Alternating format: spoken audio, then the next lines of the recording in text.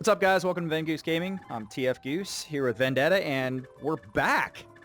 Gosh, So long. it's been a minute. It's been just a little bit. I'm so sorry to our loyal fans. We appreciate you guys so much. But I was stupid and decided to go on vacation. So Shame on you.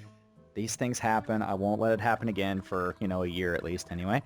But because Vegas will call my name again. Yeah. But anyway, guys, we've been trying to shop around a little bit and find a game that we can showcase for you a little bit here. And I stumbled across this, and we wanted to give it a look-see with you. This is UnEpic. And actually, this is a game that came out like a couple of years ago, right? I mean, yeah, this has been around for a little while. It's just that it hit Steam last month. And that's, the first time I even saw it at all. So if you're seeing this now and you're a total veteran of this game, then sorry, because this isn't going to be chock full of advanced strategy. But we do have some stuff to talk about for sure. But anyway, we dove in here. As you can see, we're already failing pretty horribly. Yeah, I'm getting... Yeah, you went ahead and bid it already there. So, but the multiplayer on this is a lot of fun. I mean, if you didn't pick it up in kind of the opening sequence there, the premise of the game is that you're in a group sitting in some dude's basement somewhere with your friends and playing D&D, So I don't know if anybody played D&D, if you're watching this when you're growing up, if you played it at all. I did. I'm that guy. I don't care. I'll admit it. And that's what happened to me a lot when I played too. I get beefed by falling rocks. So. I didn't play D&D because I'm not a fossil. Right. Yeah. Thanks, man. I appreciate that. Yeah. Thanks a lot. Yeah. There's a little bit of an age gap between Vendetta and I. So now you're aware. Sorry. Anyway. But so the game is just your kind of a standard RPG platformer type. It's got some Castlevania style elements, but a little bit more inventory management and such, as you can see here. And you just pick up stuff, you pick up magic items and weapons and scrolls and potions and everything. And there's a crafting system in there so you can make your own potions and such. So, and there's a whole big level up system and everything. We're actually, I think we're both level 3 in this. Yeah. I am here. I'm not sure if you are. But, I don't know. We just decided to give this sucker a whirl. And I think it's safe to say that it completely kicked our butt. Very unforgiving, as has been our tradition as of late, kind of with the videos we've been showing you guys.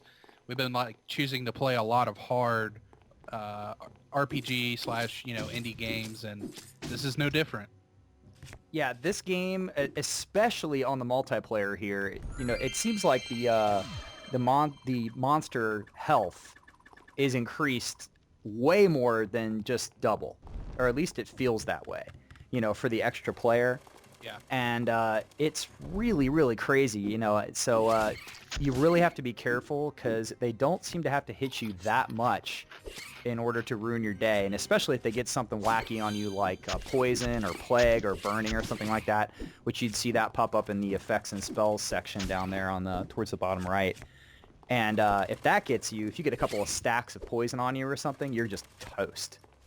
You're just going to get bricked big time. So the key is to get your damage in, and you have to a lot of the times kind of duck in, duck out, swing and then move, swing and then move, and see if you can put some damage on these guys and take off their crazy life bars. These bats aren't too bad, at least, and that's a good thing. But, and this is one of the, kind of a puzzle room here. You just have to kill everything in the room, and then the ladder will appear for us. So, boom, there you go. See? But anyway, this dungeon is one of... I don't know, around 10-ish or so, I guess, pre-packaged multiplayer dungeons that you can do. Yeah. I think that's about right, isn't it? Yeah. And so this isn't really the main story quest. I mean, there is a complete main story where you're playing on your own, but that is not this. I've been playing through it a bunch myself, but we wanted to show you guys some multiplayer footage for the video here, and we're going to go through a few of these dungeons and kind of give you our experiences as we go along. But the single-player game seems just a shade more forgiving because you do more damage as a percentage, of the monster's health than you do when you're playing with another person. It's just, I don't know, man. I just feel like it's so critical for us to both be hitting the same thing when we're playing this way. Yeah, I agree. I think I think at least in the early game when we don't have a lot of powers and a lot of powerful items, it's really key for you to work together. So, and here you graciously volunteered to go check out the chest, and oh yeah, that's beautiful. So there are some really insidious traps in the game. Again, this is being told from the perspective of some guys playing D&D, and if you don't know how that works, you know, in the original tabletop version of that game, there's always somebody running the game, kind of telling you what's going on. You know, by the way, I'm awesome. Did you see that jump? I am boss. Anyway. Anyway, whatever. You're running back, son. Yeah, you let me open the chest. Yeah, that's true. You know, whatever. Semantics. Anyway. But yeah, so in a standard game, if you were playing this back in the day, the guy running the game got to decide anything and everything that happened to you. So if you had a particularly vindictive, you know, friend running the game, then some very, very whack stuff could happen, and then you could get stuff like open a chest and have a big boulder fall on your face. So... Little Indiana Jones action going on there. Just a smidge. But now this mechanic here is the respawn system. Basically, you can tie your name to a coffin, and then if you die or if you choose to teleport, which you get this little halo item that allows you to teleport, then you go back to that spawn point. So unfortunately, only one coffin works per player. So that was only just one right there that we found, and Vendetta's going to have to find his own, and we'll have to do that as well. So, and here's another one of these kind of little puzzle chamber rooms. You know, like here's another coffin for him right there, so that's good. But this room here, when you pop in through these doors, you just have to kill each of the three guys. But as you can see, when we pop in here, there's no way out once you fall down. You know, so this is a situation where you have to teleport, and hopefully you've just used one of those little coffins, and it makes it kind of a short trip. So, kind of nice, but I don't know. That kind of thing kind of ticks me off a little bit. If there's any criticism I have to give to the game, it's that the run times can suck. Yeah. You know, you They're a bit agree? long. I mean, yeah. It can be quite brutal sometimes, especially, you know, we played one of the other dungeon maps other than this one, and there's a couple sections in there that are just brutal as far as the mobs. You know, they're really, really nasty, really difficult to deal with, and the coffins, the respawn system, leaves you kind of few and far between with your options on getting back. So it can get kind of crazy, and I'm thinking it probably just gets worse and worse as you go through the major ones. Yeah. You know, but it's still, I mean, the game is cool this way. I mean, I can already tell, I mean, because we already did play this this dungeon once at least before we did the video, and we just wanted to try this one again, you know, while we were taping. But because we're both level 3 here, when we were doing this at level 1, we had a lot more deaths. Oh yeah. You know, than we're having now. And that's because, you know, we've leveled up some, and we've also gone through and found, you know, some reasonable weapons and armor and such. You know, if you look down on the bottom area of the screen here, the middle area, you can see the weapons that I'm carrying around. And anything that's got a kind of a blue outline on the left there, you can see my spear, and there's a dagger there.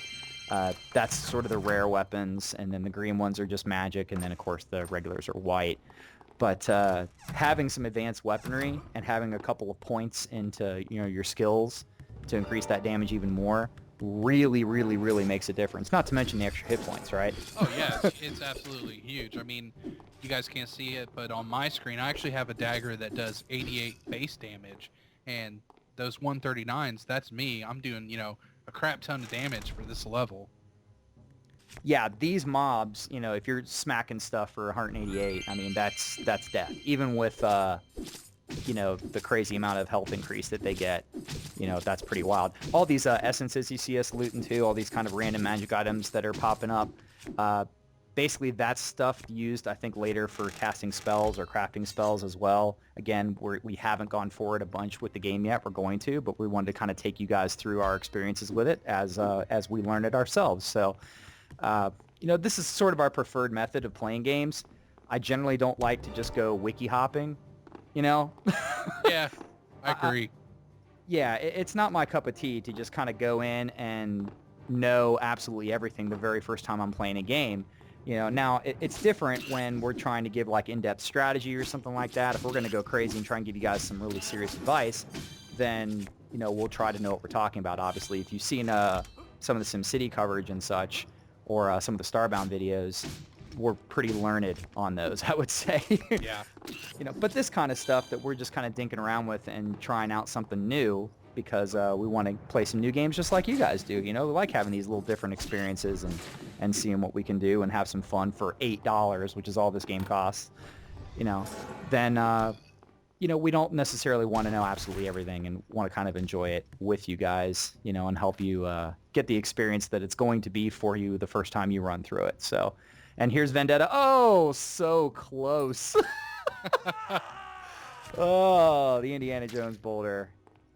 Totally Terrible. owns me. Totally bricked. But, which by the way, so now Vendetta's on his run, and if you could see his screen, he'd be coming back. I'm going ahead and picking up some of these top items, and I was going to leave the bottom items for him. You see these magic cheeses that we're picking up here. Anything that has that color, sort of that cyan color for the text when you pick it up, that's an item that's going to vanish at the end of the play session. So those cheeses, for example, you can eat those, and they give you like 50 health back, so they're kind of like a little healing potion. You can see them here. But there is actual regular healing potions, like the thing right above it in my inventory there. Those are persistent. If you find one of those, it's with you. Your character keeps it when you leave the game. If you start a different game in a different dungeon or go on playing someone else's server somewhere or whatever, all of your stuff stays with you, which is kind of cool. But those cheeses, and there's a few other types of items that you can find in the dungeons that go away. So it behooves you to use those things first, rather than to use your permanent items. I mean, that only makes sense, right? Yeah, it's kind of like Terraria in that respect, where you go and level your guy, but you can hop from server to server and keep your same gear and your skills. Exactly, and that makes a big difference. And we did notice too, again, this being the second time that we played this particular dungeon, that the chests and the drops and stuff, while reasonably consistent, are not identical. For instance, I think we both picked up like green small axes this trip. Yeah. And we didn't have any of those the last time, when we went through. So it is kind of nice, and it is dropping some extra cool stuff for us. And the majority of the stuff that we're carrying right now, I think, dropped off to the boss, which we won't get to on this video, but we're going to do another one of these probably later this week and show you guys the boss fight for this area and the kind of loot explosion that occurs from that. And then there's a place called the Hero's Home. I think that's what it's called, right? Yep. Hero's Home? Yeah. So you go there and that's a great lever right there, too. See what I mean about the craziness here? It's a good thing that you really don't, that there's no real detriment to dying other than the run. At least not that I've detected so far. Because, as I said, the game is brutally unfair. I mean, sometimes there's no way to get out of a situation except to just die. And for instance, that room right there, you have to pull that lever. I mean, you just got to do it. And then, bam, you're a spike pancake. It's terrible. So, and this here is an example. I kept this in the video just to kind of give you guys a little bit of a look-see at what some of your time is going to be spent doing when you're playing this game, and that's retraversing parts of the level you've been through because you just took a completely unfair death. So... Now, that said, though, the game cracks me up. Oh, it's definitely a fun time.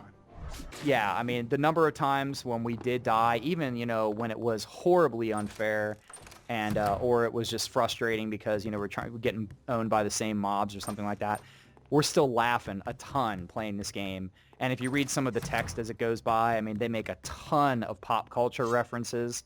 It's both to games and movies, so... Basically, anyone that's in this current generation of gamers, I would say, back even a couple generations even before this current one, you're going to find a lot of comedy material, to kind of make it worthwhile going through the game and having it treat you like crap sometimes. So, at least I think so. Oh, yeah. There's definitely a lot of cultural references that make it give you a good laugh. Exactly, and unfortunately, you've got some poison rock in there. These snakes are brutal. If you get too close to them, they'll just lash out at you and bite your face off, which is awful. And they also stack some poison on you too. And the poison starts off really fearsome and then eventually fades off. But that's the majority of what actually killed you right there, was having that poison on you for like 30 seconds or something. Yeah, it lasts a really long time, and that stacking, it just, oh man, it obliterates your health. Yeah, if they hit you more than once with it, it's just absolutely crazy. But now something else too we'll mention as well, just because it's obviously been an issue a few times here. If you're playing the game and you get a kill on the screen, even if you haven't touched the mob, if it dies because your partner on the screen has killed it, you still get the XP, which is great. But that also means that if your partner dies and they're off screen and you're still cleaning up mobs, they do not get the XP when you kill them. Yeah, that's kind of a bummer. Yeah, and that's kind of rough because, some of the times we'll find ourselves in situations where we can afford to wait a little bit. Someone can go park themselves somewhere and wait till the partner gets back, and then we can play and, try and maintain the same XP range. But there's plenty of times when we'll be in the thick of a fight and one of us will beef it, and the other one has no choice. They have to keep fighting or they're going to die, And so it's just one of those things where sometimes you just got to say, all right, well, we're going to get a little imbalanced. And I think in this playthrough here, I'm a little bit ahead of you, but only by about maybe 5 or 6 kills, I think. Yeah. Something like that. I don't know. But anyway, here's a good example. I think there's a trap right here, if I'm not mistaken. Yeah, there it is. The traps, you can actually see them in the floor. They're really hard to see unless you're looking for them. But there's an example right there. You see where it was actually burning me for a good while. And I'm going ahead and having a cheese. Why not? Can't help it, might as well do it just because eventually they go away anyway. So you might as well take care of it. And there's a potion for myself too, just for giggles. So anyway, we're getting around to where I think we're going to cut it off this video. I think that's right. Yeah, right there's some more cheese too. Yay. But so we'll pick this up next time, guys. And I hope you guys enjoy this series here. We're going to do a few more of these and just kind of chill with this game here for a bit, at least until Terraria 1.2 comes out. I know you guys are charged up for that. I know we are too. So, but yeah, if you're looking for a little distraction until then and you haven't picked up UnEpic, consider it because it's a blast and it's horrible and fun all at the same time. As we get impaled horribly. So anyway, guys, that's it for now. We'll catch you next time. If you missed a little bit more of our content up on the top there, feel free to click around and see what else you guys might want to watch on the channel. Otherwise, we'll have more of this game for you a little bit later. And hey, whatever else comes our way, right? So it's good to be back. We'll talk to you guys soon. See ya.